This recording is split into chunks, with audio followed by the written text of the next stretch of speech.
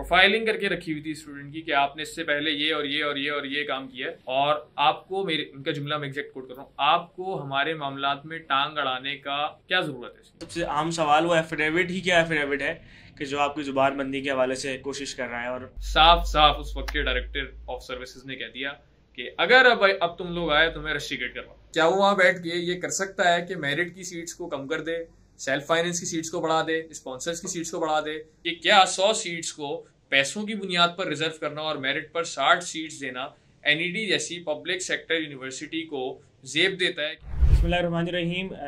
हमारा एक सिलसिला है जिसमें हम स्टूडेंट के हवाले से मुख्तलिफ इशूज़ को हाईलाइट करते हैं, उस हवाले से जो भी मामलात और मसाइल होते हैं उसको उजागर करते हैं।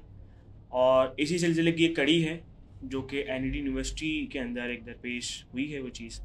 तो उस हवाले से आज की नशिश का आगाज़ करते हैं। हमारे साथ मौजूद हैं ज़ईमुर रहमान जो कि एनईडी यूनिवर्सिटी में ज़ेर तालीम है, तो उनकी तरफ जाते हैं और मालूम करते हैं कि क्या सिलसिला है।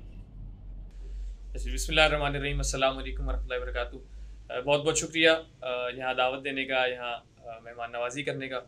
मेरा नाम ज़ईमुर रहमान है और NED university of engineering and technology से सिविल इंजीनियरिंग के फाइनल ईयर का मैं स्टूडेंट हूँ।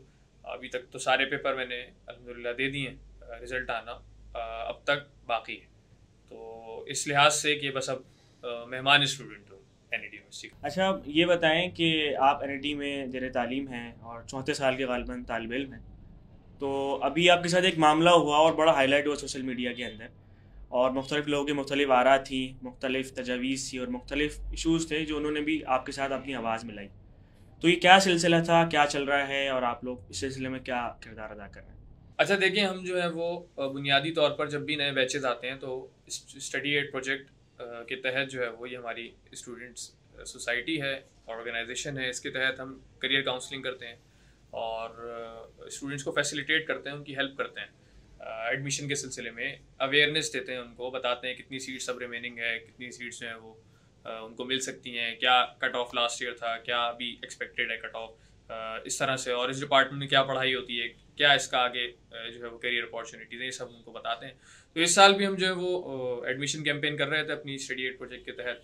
तो उस वक्त हमने ये महसूस किया, हमारे ऑब्जर्वेशन में ये चीज़ आई कि सबसे जो इन डिमांड डिपार्टमेंट्स हैं, जिनकी सबसे ज़्यादा डिमांड है, वो कंप्यूटर रिलेटेड डिपार्टमेंट है। अब एनईडी यूनिवर्सिटी में CIS के नाम से एक डिपार्टमेंट है, कंप्यूटर इंफॉर्मेशन सिस्टम्स इंजीनियरिंग करके, एक सॉफ्टवेयर इंजीनियरिंग का डिपार्टमेंट है और एक BCIT का डिपार्टमेंट है जिसमें कंप्यूटर एंड IT से रिलेटेड जितने भी डिपार्टमेंट्स हैं, जितनी भी टेक्नोलॉजीज हैं उनको उन्होंने जमा किया हुआ है BCIT के नाम से। तो ये 3 मेजर्स हैं जो कंप्यूटर, सॉफ्टवेयर और IT को देखते हैं। फिर हमने इसमें देखा कि सीट्स डिस्ट्रीब्यूशन जो है वो BCIT में 2021 में कोई भी सीट जो थी वो स्पॉन्सर्स कैटेगरी में नहीं थी, और उसके बाद 2024 में 82 सीट्स इन्होंने रिजर्व कर दी, किसके लिए? स्पॉन्सर्स की सीट के लिए। अब स्पॉन्सर्स और सेल्फ फाइनेंस, ये 2 कैटेगरीज ऐसी हैं जिसमें आप जो है वो एडमिशन लेने के लिए मेरिट का कट ऑफ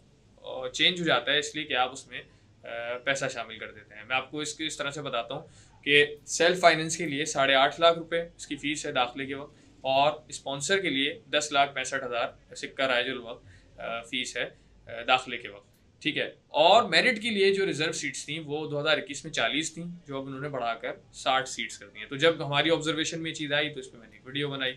उस वीडियो में कोई एक तरफा बात नहीं थी, बल्कि हमने इन 20 सीट्स को जो मेरिट के उन्होंने बढ़ाया था उसका खैर मुकदम किया, कहा कि यकीनन ये एक अच्छा इक़दाम है, यही अल्फाज थे मेरे उसमें। लेकिन साथ में ये सवाल उठाया कि क्या 100 सीट्स को पैसों की बुनियाद पर रिजर्व करना और मेरिट पर 60 सीट्स देना एनईडी जैसी पब्लिक सेक्टर यूनिवर्सिटी को जेब देता है? क्या ये उसके मिशन स्टेटमेंट से, क्या उसके बनाने के ऑब्जेक्टिव से मुताबिकत रखता है कि आप मिडिल क्लास लोगों का एडमिशन उसमें बिल्कुल पाबंद कर दें, पैसे से मशरूत कर दें उसे, और पैसे की बुनियाद पे जो दाखिले देना शुरू कर दें? अब ये वीडियो हमने बना ली, ठीक है। इस वीडियो में हमने सिर्फ यूनिवर्सिटी मैनेजमेंट को मुखातिब नहीं किया, इसमें हमने वज़ीर आला जो हमारे मुराद अली शाह साहब हैं, मज़े की बात है कि वो एनईडी के स्टूडेंट भी हैं, सिविल डिपार्टमेंट में जिसमें मैं हूँ उसमें साईं मुराद अली शाह साहब भी थे, तो उनको भी मुखातिब किया। बाद में मेरे इल्म में बात आई कि HSC सूबाई इन्होंने बना दिया उसको, वजारत यूनिवर्सिटीज़ एंड बोर्ड्स। तो उस वक्त तक मुझे मालूम नहीं था कि अलग अलग वजारतें इन्होंने कर दी हैं। तो उस वक्त वज़ीर तालीम को हमने मुखातिब किया, यूनिवर्सिटी के वाइस चांसलर साहब को, सिंडिकेट को, PVC सबको बस मुखातिब किया। बुनियादी मकसद इसका ये था कि इनसे एक सवाल किया जाए कि ये किस तरह से आप सीट्स के डिस्ट्रीब्यूट कर रहे हैं। एक ज़रूरत मौजूद है कंप्यूटर की, IT की, पूरी दुनिया में इसकी डिमांड है, और आप इसकी नीड को, इसकी तरफ रुझान को एक्सप्लॉइट करते हुए 100 सीट्स इसमें रिजर्व किस तरह से कर सकते हैं। उस वीडियो पे उन्होंने हमें शो कॉज नोटिस जारी कर दिया।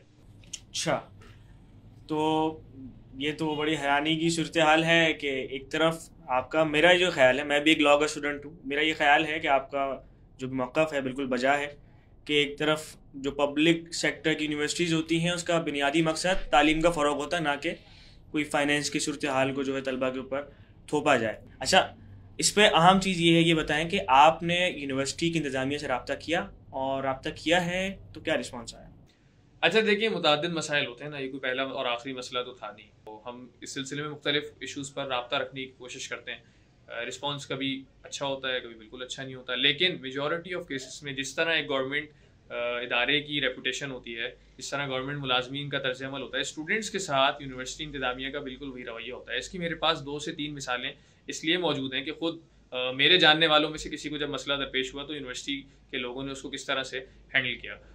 पॉइंट्स चलते हैं NED के, कोई 17 से 18 पॉइंट्स हैं, 6-7 उसमें से ख़राब हैं, 11 या 12 वो चलाते हैं, अक्सरियत को मर्ज कर देते हैं, नए रूट्स के लिए इन्होंने पॉइंट ही नहीं बनाए। अब आप अंदाज़ा लगाएं 77 से लेकर आज तक कितने नए इलाके कराची में और कितने ज़्यादा स्टूडेंट्स NED में बढ़े हैं, लेकिन उन्होंने पॉइंट्स की फैसिलिटी को उस तरह से अपग्रेड नहीं किया।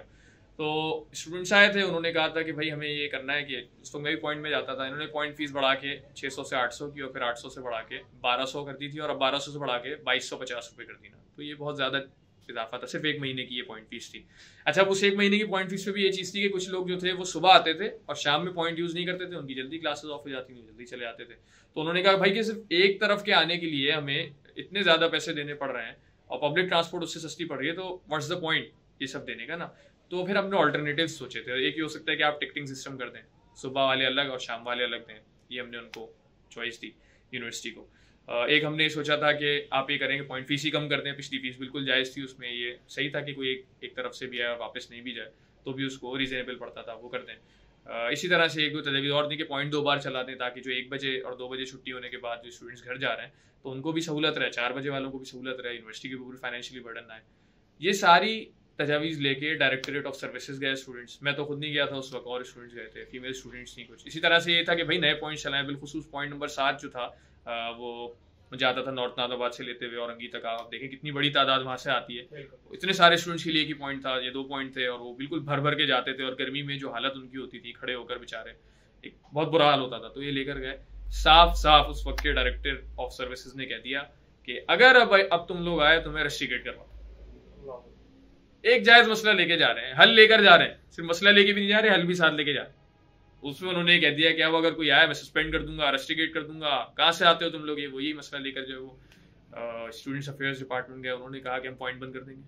अच्छा, हमारे पास पैसे नहीं है, पैसे दे सकते हो आओ पॉइंट में, नहीं दे सकते हो नहीं आओ, हम पॉइंट सिस्टम ही बंद कर देंगे, एक भी पॉइंट नहीं चलेगा। एक दूसरी बार ये हुआ था कि पूरी दुनिया में इस वक्त बायकॉट और डाइवेस्टमेंट की मूवमेंट चल रही है फ़लस्तीन के लिए, बिल्कुल जायज़ चल रही है। इस वक्त जेनोसाइड हम देख रहे हैं पूरी दुनिया में, स्टूडेंट्स इसके लिए निकले हैं, फ़लस्तीन की मूवमेंट उन्होंने की है, अमेरिका की बड़ी यूनिवर्सिटीज़ में की है, आईवी लीग की यूनिवर्सिटीज़ ने इसमें अपना रोल अदा किया, तो एनईडियंस भी निकले थे अल्हम्दुलिल्लाह। पाकिस्तान में सबसे बड़ी मूवमेंट NED यूनिवर्सिटी में की थी, बड़े इज्तिमा किए थे, कल्चर वीक किया था वगैरह वगैरह। तो कैंटीन्स पर इनका इसराइली प्रोडक्ट से एग्रीमेंट हुआ था, तो उसमें ये शर्फ अल्लाह रब्बुल आलमीन ने मुझे ही बख्शा कि इसको एडवोकेट करने हम उस वक्त के जो वाइस चांसलर साहब थे डॉक्टर सरोज हशमत लोधी साहब भी, वो पाकिस्तान इंजीनियरिंग काउंसिल के कोई वाइस चेयरमैन या वाइस प्रेसिडेंट जो भी उनका होता है, वो मुंतखब हो गए इंजीनियर्स के वोट्स। तो हम गए उनके पास, हमने कोई 2000 के करीब गूगल फॉर्म्स पे रिस्पॉन्स लिए थे। स्टूडेंट्स ने कहा था कि हम नहीं चाहते कि इसराइली प्रोडक्ट्स यहाँ पे हो। चले ठीक है, अगर इसराइली प्रोडक्ट्स हो तो अल्टरनेटिव भी आप दे दें ना, कस्टमर चॉइस पे रख दें इसको, जो कि किसी भी कस्टमर का बुनियादी हक है। उन्होंने कहा नहीं, हमारा एक एग्रीमेंट हुआ है और वो पेप्सिको से और फलां से हुआ है और हम इसके अलावा कोई प्रोडक्ट नहीं रख सकते। तो हमने क्या किया कि इस पर एक मास सिग्नेचर मूवमेंट चलाई, वो लेके उनके पास पहुँच गए। अब वो उनके पास पहुँचे तो उन्होंने अपनी लैपटॉप खोला और उसको स्क्रीन पे शो करके, जिन स्टूडेंट थी उन्होंने मेल की थी तो उसको उन्होंने बुलाया था। प्रोफाइलिंग करके रखी हुई थी स्टूडेंट की कि आपने इससे पहले ये और ये और ये और ये काम किया है, और आपको, मेरे उनका जुमला मैं एग्जैक्ट कोट कर रहा हूँ, आपको हमारे मामलात में टांग अड़ाने का क्या मतलब क्या ज़रूरत है इसकी। तो ये चीज़ तो बहुत ही अफसोसनाक है, मेरा ये ख्याल है। पब्लिक सेक्टर की यूनिवर्सिटीज़ का बुनियादी मुद्दा ये होता है कि हुकूमत अपने आवाम को और अपने तलबा को एक बेहतर इन्वायरमेंट के अंदर लो सस्टेनेबल और एफिशिएंट तालीम फराहम करे। और एनडी का शुमार ऐसी यूनिवर्सिटी में होता है कि जो बहुत बेहतरीन क्वालिटी एजुकेशन प्रोवाइड करती है। इसके बावजूद उसके एडमिनिस्ट्रेशन का रवैया, मैं अपनी राय बताऊँ तो गैर आइनी है, गैर कानूनी है। इन तमाम जो चीज़ें आपने बताई हैं, अगर चीज़ें फेस हुई हैं तो मेरा ये ख्याल है आपके पास प्रॉपर फोरम मौजूद है, अदलिया का फोरम मौजूद है, आपको ज़रूर उसको अप्रोच करना चाहिए इस मामले के अंदर।